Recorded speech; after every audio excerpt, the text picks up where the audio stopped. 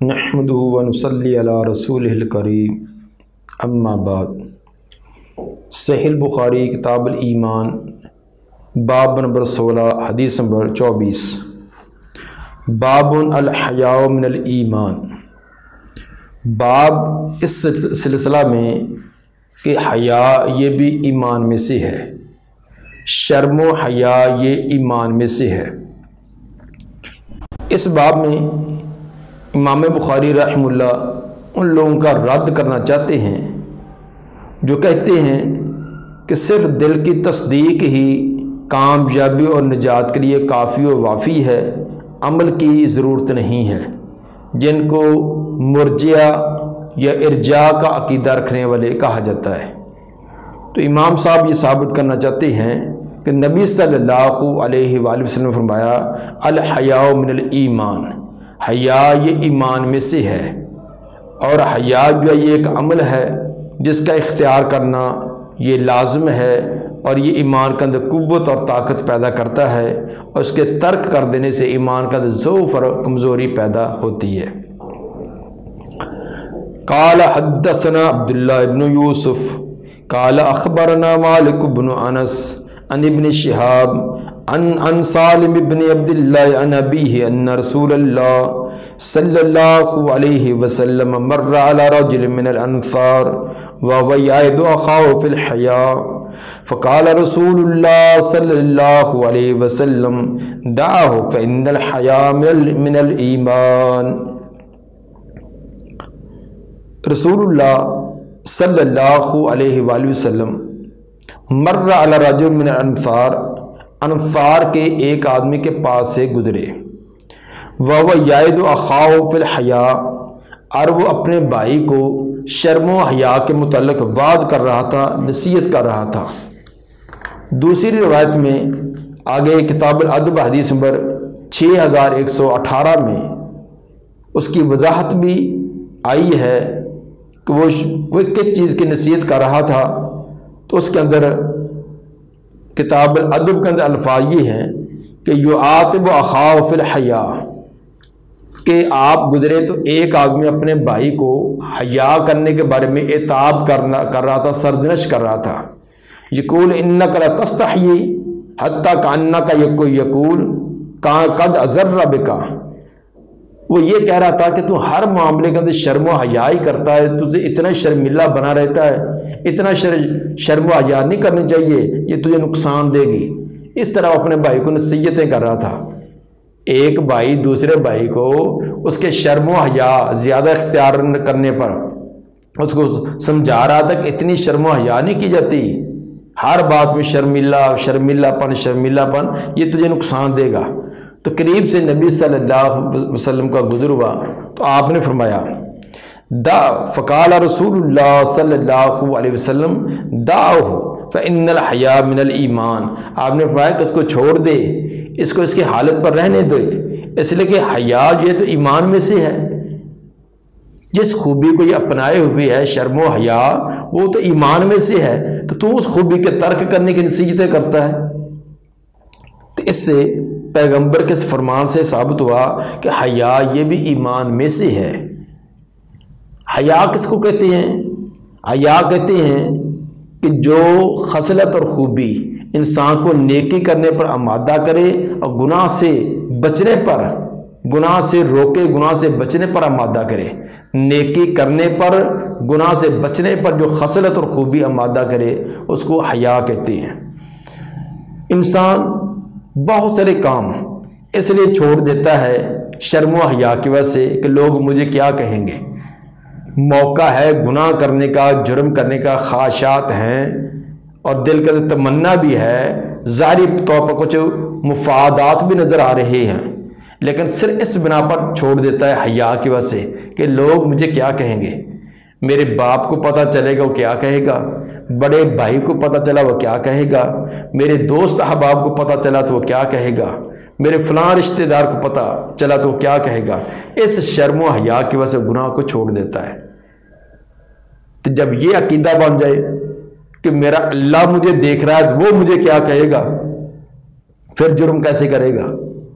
انسان بہت سارے گناہ اور جرم اس لیے چھوڑ دیتا کہ لوگ مجھے کیا کہیں گے، لیکن جب یہ سوچ اور فکر پیدا ہو جائے کہ اللہ دیکھ رہا ہے، اللہ میری ہر ایک حرکات و سکنات سے واقف ہے، تو اگر میں نے یہ اس کی نافرمانی والا کام کیا تو میرا اللہ مجھے کیا کہے گا، قیامت کے دن اپنے پیغمبر کو کیا منہ دکھلاؤں گا۔ جب یہ سوچ اور فکر پیدا ہو جائے تو یقیناً وہ ہر جرم سے، ہر گناہ سے بچے گا۔ اس لیے آپ نے فرمایا کہ الحیاء من الایمان، شرم و حیا یہ تو ایمان کا حصہ ہے، ایمان میں سے ہے، اور یہ حیا جو ہے نیکی کے کام کرنا، برائی کے کام سے بچنا، یہ تمام کے تمام حیا ہیں اور یہ تمام اعمال ہیں۔ تو ایک تو یہ ثابت ہوا کہ عمل جو ہے یہ ایمان کے اندر داخل ہے، ایمان سے الگ نہیں ہے، اور دوسرا یہ تمام کے اندر یہ حیا کا درجہ ایک جیسا نہیں ہوتا، کسی کے اندر بہت اعلیٰ درجے کا، کسی میں ادنا درجے کا، کسی کا درمیان کا، متوسط، بہت سارے درجے ہیں ان میں سے۔ تو جب حیا جو ہے ایمان میں سے ہے، حیا کے اندر کمی بیشی ہے تو ایمان کے اندر بھی کمی بیشی ہوگی۔ تو گویا کہ تینوں باتیں امام بخاری رحمہ اللہ سے ثابت کر رہے ہیں، ایک تو عمل یہ ایمان کے اندر داخل ہے، شامل ہے، دوسرا ایمان کے اندر کمی بیشی بھی ہوتی ہے، تیسرا مرجئہ کا رد کہ یہ عقیدہ نظریہ اپنا لینا کہ صرف دل کی تصدیق ہی نجات کے لیے کافی وافی ہے، کسی عمل کی ضرورت نہیں ہے، یہ عقیدہ درست نہیں ہے، بلکہ اعمال کا بھی ساتھ پورا پورا تعلق ہے۔ باب نمبر 17 فَإِن تَابُوا وَأَقَامُوا الصَّلَاةَ وَآتَوُا الزَّكَاةَ فَخَلُّوا سَبِيلَهُمْ۔ سورہ توبہ کی آیت نمبر 5، اس آیت کریمہ کو ہی امام بخاری رحمہ اللہ نے باب بنایا ہے۔ امام صاحب سے یہ ثابت کرنا چاہتی ہیں کہ ایمان میں اطاعت کے کاموں کو نظر انداز نہیں کیا جا سکتا۔ ایمان میں جو اعمال ہیں اطاعت والے، نیکی والے، ان کو ترک نہیں کیا جا سکتا، ان کو نظر انداز نہیں کیا جا سکتا، بلکہ اطاعت کے اعمال کا بجا لانا یہ ضروری ہے۔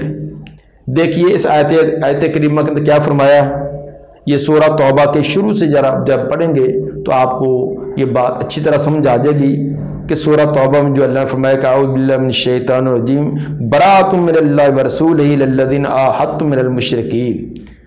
اللہ تعالیٰ اور اس کے رسول کا اظہار برات ہے مشرکوں سے، مشرکوں کے ساتھ اللہ کا اس کے رسول کا کوئی تعلق نہیں۔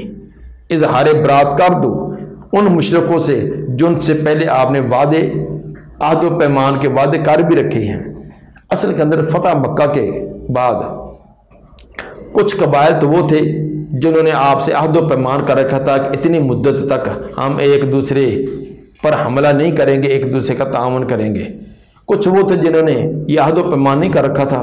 تو تمام سے ہے کہ جن سے کہ مدت متعین ہے، اس مدت تک تو ان کے ساتھ عہد و پیمان آپ نے نبھانا ہوگا۔ جن سے عہد و پیمان نہیں ہے ان کو صرف 4 مہینے کی مدت ہے۔ فَسِيحُوا فِي الْأَرْضِ 4 أَشْهُرٍ، وہ 4 مہینے زمین کے اندر چل پھر لیں۔ وَاعْلَمُوا أَنَّكُمْ غَيْرُ مُعْجِزِ اللَّهِ، اور جان لیں وہ کہ اللہ کو عاجز نہیں کر سکتے۔ وَأَنَّ اللَّهَ مُخْزِي الْكَافِرِينَ، تو 4 مہینے ان کو مدت دی گئی تھی کہ 4 مہینے تک سوچ لیں، غور و فکر کر لیں۔ اگر اس کے باوجود وہ اپنے کفر پر اڑے رہے تو پھر ہمارا تمہارے ساتھ کسی قسم کا عہد و پیمان نہیں، کسی وقت بھی ہم تم پر حملہ کر سکتے ہیں۔ چنانچہ اسی سورہ برات کی آیت نمبر 5 میں پھر یہ آگے یہ آیت کریمہ فرمائی فَإِن تَابُوا وَأَقَامُوا الصَّلَاةَ وَآتَوُا الزَّكَاةَ۔ 4 مہینے تک مدت ہے، اس مدت کے اندر اگر وہ توبہ کر لیں، وَأَقَامُوا الصَّلَاةَ، نماز کی اقامت شروع کر دیں، وَآتَوُا الزَّكَاةَ، زکوٰۃ دینے کے قائل و فاعل ہو جائیں، فَخَلُّوا سَبِيلَهُمْ، پھر ان کا راستہ چھوڑ دو، پھر ان کے ساتھ لڑائی قتال مت کرو، اس لیے کہ وہ مسلمان ہو گئے۔ اب اس کے اندر صرف توبہ ہی پر اکتفا نہیں ہے کہ اگر کفر سے توبہ کر دیں تو ان کو چھوڑ دو، ان کے ساتھ قتال نہ کرو، بلکہ توبہ کے ساتھ ساتھ کہا کہ وہ اقام الصلاۃ، توبہ بھی کریں اپنے کفر سے، اپنے باطل عقائد و نظریات سے، وہ اقام الصلاۃ، نماز کی اقامت بھی کریں، وہ آتوا الزکاۃ، زکوٰۃ بھی دیں۔ جب یہ کام کرنا شروع کر دیں فخلوا سبیلہم، پھر ان کا راستہ چھوڑو۔ تو ثابت یہ ہوا کہ اعمال جو ہیں ایمان کے اظہار کے لیے، ایمان کی تصدیق کے لیے عملوں کا ہونا لازمی ہے۔ تو صرف ان کی توبہ پر اکتفا نہیں، جب تک کہ توبہ کے ساتھ ساتھ وہ زکوٰۃ دینے، نماز ادا کرنے والے اور زکوٰۃ دینے والے بھی نہ بن جائیں۔ قال حدثنا عبداللہ ابن محمد قال حدثنا ابو روح الحرمی بن العمارہ قال حدثنا شعبہ عن واقد بن محمد قال سمعت ابی یحدث عن ابن عمر ان رسول اللہ صلی اللہ علیہ وسلم قال، آپ صلی اللہ علیہ وآلہ وسلم نے فرمایا، امرت ان اقاتل الناس حتی یشہدوا ان لا الہ الا اللہ وان محمد رسول اللہ، مجھے حکم دیا گیا ہے کہ میں قتال کروں لوگوں سے۔ جب پیغمبر یہ فرمائیں کہ مجھے حکم دیا گیا ہے تو حکم دینے والے اللہ تعالیٰ ہوتے ہیں، یعنی مجھے اللہ کی طرف سے یہ حکم ملا ہے کہ میں لوگوں سے قتال کروں، لوگوں سے جہاد کروں۔ کب تک؟ حتی یشہدوا ان لا الہ الا اللہ، جہاں تک وہ لا الہ الا اللہ و ان محمد رسول اللہ کی شہادت اور گواہی دیں۔ شہادتین، اللہ کی وحدانیت اور نبی صلی اللہ علیہ وسلم کی رسالت اور نبوت کا جب اقرار کر لیں، صرف اقرار ہی کافی نہیں، شہادتین کا اقرار بھی، وَيُقِيمُ الصَّلَاةَ، نماز کی اقامت بھی شروع کر دیں، وَيُؤْتُوا الزَّكَاةَ، اور زکوٰۃ بھی دینے شروع کر دیں۔ فَإِذَا فَعَلُوا ذَلِكَ، جب وہ یہ کام شروع کر دیں، شہادتین کا اقرار بھی، نماز کی ادائیگی بھی، زکوٰۃ کی ادائیگی بھی، فَإِذَا فَعَلُوا ذَلِكَ، جب یہ کام شروع کر دیں، آثَمُوا مِنِّي دِمَاءَهُمْ وَأَمْوَالَهُمْ، تو محفوظ کر لیا انہوں نے مجھ سے اپنے خون بھی اور اپنے مال بھی، اپنے خون اور اپنے مال محفوظ کر لیے، الا بحق الاسلام، مگر جو اسلام کا حق بنتا ہے۔ ایسے لوگ جو شہادتین کا اقرار کریں، نماز کی ادائیگی کریں، زکوٰۃ دیں، اب ان کا خون، ان کے مال ان کے محفوظ ہے۔ کوئی مسلمان کا نہ خون بہا سکتا ہے، نہ ان کے کوئی مال لوٹ سکتا ہے، الا بحق الاسلام، مگر جو اسلام کا حق بنتا ہے۔ اسلام کا حق کیا ہے؟ کہ مثلا خدا نہ خواستہ کہ اسلام قبول کرنے کے بعد مرتد ہو گیا ہے، اب اس کا خون بہانا جائز ہے۔ شادی شدہ ہو کر اس نے زنا کیا ہے، اب اس کا رجم کرنا جائز ہے۔ کسی کو حق قتل کیا ہے، اس کے بدلے کے اندر قصاص میں قتل کیا جائے، یہ اسلام کا حق ہے۔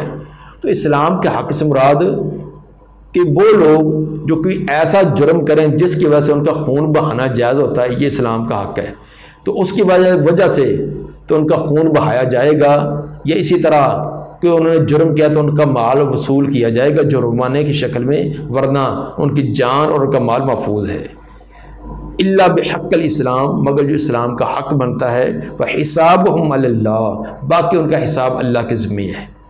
ظاہری طور پر یہ کرنا، شہادتین کے اقرار کریں، نماز شروع کر دیں، زکوٰۃ دیں، اب وہ مسلمان ہیں، مسلمان سمجھے جائیں گے، ان کی جان ان کے مال محفوظ ہیں، باقی ان کے دلی کیفیات، دلی محرکات کیسے ہیں، یہ اس کا معاملہ اللہ کے سپرد ہے۔ ہم ظاہر دیکھتے ہوئے ان پر مسلمانوں والے احکام جاری کریں گے۔ اگر کوئی یہ کہے کہ دلی طور پر یہ مسلمان نہیں ہے، یہ تو اپنے مفادات کے لیے، اپنے فلاں مقاصد کے لیے آیا ہے، تو ہمارے پاس دل کی کیفیات جاننے کا کوئی پیمانہ نہیں ہے، یہ معاملہ اللہ کے سپرد ہے۔ اگر وہ دل سے مخلص ہوگا تو آخرت میں، دنیا کے اندر بھی اور آخرت کے اندر اس کو اس کا صلہ ملے گا، اگر نہیں ہے تو کسی نہ کسی موقع پر نفاق اس کا ظاہر ہو جائے گا، دنیا کے اندر بھی ذلیل و خوار اور آخرت میں بھی ذلیل ہوگا۔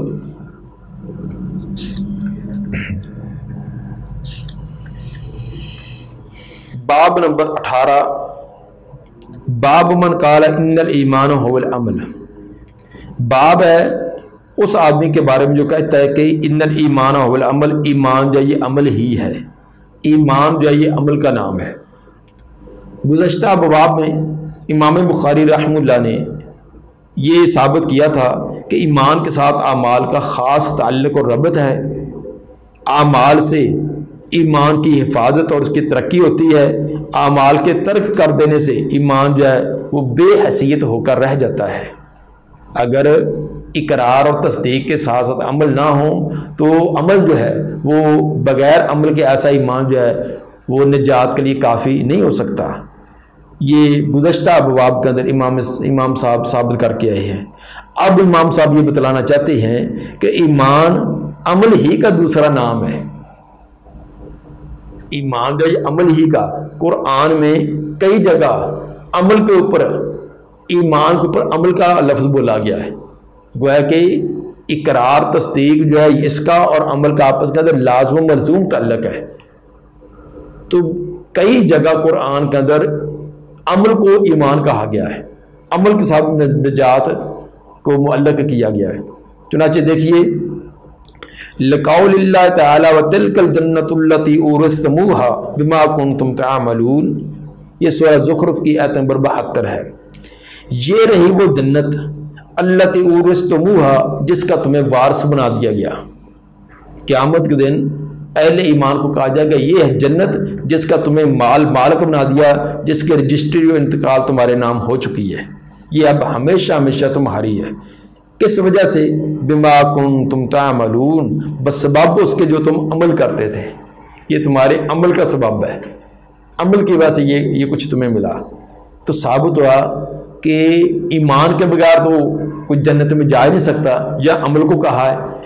ثابت یہ ہوا کہ یہاں عمل سے مراد وہ ایمان ہے جس میں اقرار اور تصدیق کے ساتھ ساتھ عمل بھی ہوگا۔ اس لیے مفسرین کی ایک جماعت نے اسی آیت کے بما کنتم تعملون کا معنی کیا ہے کہ تؤمنون، تمہارے ایمان کی وجہ سے یہ تمہیں جنت کا وارث بنا دیا گیا، تمہارے ایمان کی وجہ سے، گویا کہ عمل جو ہے یہ ایمان پر بولا گیا ہے۔ تو ثابت ہوا کہ عمل جو ہے یہ ایمان سے جدا نہیں ہو سکتا۔ اسی طرح آگے فرمایا وقال عدۃ من اہل العلم فی قولہ تعالی، فرمایا ہے کئی اہل علم نے، عدۃ ایک بڑی تعداد اہل علم، انہوں نے اللہ تعالیٰ کے اس فرمان میں کے بارے میں فرمایا فوربک لنسألنہم اجمعین، تیرے رب کی قسم ہم ضرور سوال کریں گے ان تمام سے، اما کانوا یعملون، ان چیزوں کے بارے میں جو عمل کرتے رہے۔ یہ سورہ حجر کی آیت نمبر 92 اور 93۔ اب اس کے اندر بھی فرمایا گیا کہ ہم ضرور کریں ان سے سوال کریں گے اما کانوا یعملون، جو وہ عمل کرتے تھے۔ یہاں بھی عمل جو ہے ایمان، تو عمل کے بارے میں ضرور پوچھا جائے گا۔ ثابت ہوا کہ اقرار اور تصدیق کے ساتھ ساتھ عمل کا پایا جانا یہ لازمی ہے۔ اگر عمل کو چھوڑ دیا، صرف تصدیق کی تصدیق رکھی تو سوال کیا جائے گا۔ یہاں کیا کہا؟ اما کانوا یعملون، جو عمل کرتے تھے ان کے بارے میں سوال کیا جائے گا۔ تو ثابت ہوا کہ اعمال ضروری ہیں تو تبھی تو سوال ہوگا۔ اگر عمل کی ضرورت ہی نہ ہو، صرف تصدیق ہی کافی ہو، یا صرف اقرار ہی کافی ہو، یا تصدیق اور اقرار یہ کافی ہو جائیں، تو عمل کے پھر سوال کرنے کی ضرورت کیا ہے؟ تو ثابت ہوا کہ نجات کے لیے، کامیابی کے لیے اعمال کے بارے میں بھی سوال ہوگا۔ اسی طرح ان قول لا الہ، تو علماء کی ایک جماعت نے اما کانوا یعملون کا کیا معنی کیا ہے؟ ان قول لا الہ الا اللہ، وہ کہتے ہیں کہ یعملون سے مراد یہاں لا الہ الا اللہ ہے، شہادتین کا اقرار مراد ہے، کہ ضرور لوگوں سے پوچھا جائے گا کہ جو تم عمل کرتے تو کیا ہے، اور عملوں کے اندر بنیادی طور پر شہادتین کا اقرار ہے۔ تو گویا کہ زبان کا اقرار، دل کی تصدیق، اور اس کے ساتھ عمل بھی، تو اس پر ایمان کے اوپر عمل کا لفظ بولا گیا ہے۔ اس طرح سورہ صافات کی آیت نمبر 61 وہ بطور دلیل پیش کی وقال لمثل هذا فليعمل العاملون، اسی کی مثل عمل کرنے والوں کو عمل کرنا چاہیے۔ تو یہاں بھی عمل سے مراد ایمان ہے، یعنی وہ ایمان جو عمل سمیت ہو، اکیلی تصدیق نہ بلکہ اس تصدیق کے ساتھ ساتھ عمل بھی شامل ہو۔ اس سلسلہ میں جو امام بخاری رحمہ اللہ حدیث لائے ہیں، فرماتے ہیں کہ قال حدثنا احمد بن یونس و موسیٰ بن اسماعیل قال حدثنا ابراہیم بن سعد قال حدثنا ابن شہاب عن سعید بن المسیب عن ابی ہریرہ ان رسول اللہ صلی اللہ علیہ وسلم سئل ای العمل افضل۔ امام بخاری رحمہ اللہ کے دو استاد یہ دونوں سے یہ روایت بیان کرتے ہیں، احمد بن یونس اور موسیٰ بن اسماعیل۔ وہ دونوں شیخ آگے اپنے استاد ابراہیم بن سعد سے بیان کرتے ہیں، قالا حدثنا ابن شہاب سے مراد امام زہری، ان سعید بن مسیب مدینہ کے مسجد نبوی کے امام اور خطیب مشہور تابعی سعید بن مسیب رحمہ اللہ، جو ان بہت ہی علم کے ساتھ ساتھ تقوی کے بھی بہت اعلیٰ درجے میں تھے، ان سے بیان کرتے ہیں۔ ان ابی ہریرہ تھا، اور وہ سیدنا ابو ہریرہ رضی اللہ تعالیٰ عنہ سے، ان رسول اللہ صلی اللہ علیہ وسلم سئل ای العمل افضل، آپ سے سوال کیا گیا کہ کون سا عمل افضل ہے۔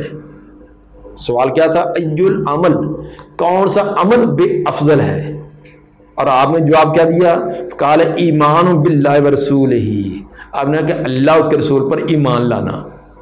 سوال عمل کا ہے کہ سب سے افضل ترین عمل کون سا ہے، لیکن آپ آگے فرما رہے ہیں کہ اللہ اس کے رسول پر ایمان لانا، تو ثابت ہوا کہ عمل جو ہے یہ ایمان کے اندر شامل ہے، اور عمل کو ایمان سے الگ نہیں کیا جا سکتا۔ قیل ثم ماذا، پھر سوال کیا گیا کہ اس کے بعد ایمان باللہ و رسول ہی کے بعد دوسرا نمبر پر بہترین اور عمدہ ترین عمل، فرمایا کہ الجہاد فی سبیل اللہ، اللہ کے راستہ میں جہاد کرنا۔ قیل ثم ماذا، پوچھا گیا کہ اس کے بعد، قال حج مبرور، حج مبرور، وہ حج جس کے اندر تمام کے تمام ارکان کو سنت کے مطابق ادا کیا گیا ہو، اور تمام جو ممنوع کام ہیں احرام باندھ کر حج کی تکمیل تک جتنے ممنوع کام ہیں تمام سے اجتناب کیا جائے، کرنے والے اعمال کو کیا جائے اور بچنے والے اعمال سے بچا جائے، وہ جو ہوتا ہے حج مبرور، جس کو حج مقبول بھی کہتے ہیں۔ تو تیسرا نمبر پر آپ نے حج مقبول بیان کیا، تو ثابت ہوا کہ اعمال کا ایمان کے ساتھ گہرا ربط و تعلق ہے۔ اگر اعمال کو الگ کر دیا جائے، صرف دل کی تصدیق ہی کو رکھ لیا جائے، تو ایسا ایمان جو ہے وہ نجات کے لیے کافی و وافی نہ ہوگا۔ دعا ہے کہ اللہ تعالیٰ نبی صلی اللہ علیہ وآلہ وسلم کے فرامین کو صحیح معنوں میں سمجھ کر اس کے مطابق ہمیں عقیدہ اپنانے کی بھی اور اس کے مطابق عمل کرنے کی بھی توفیق عطا فرمائے۔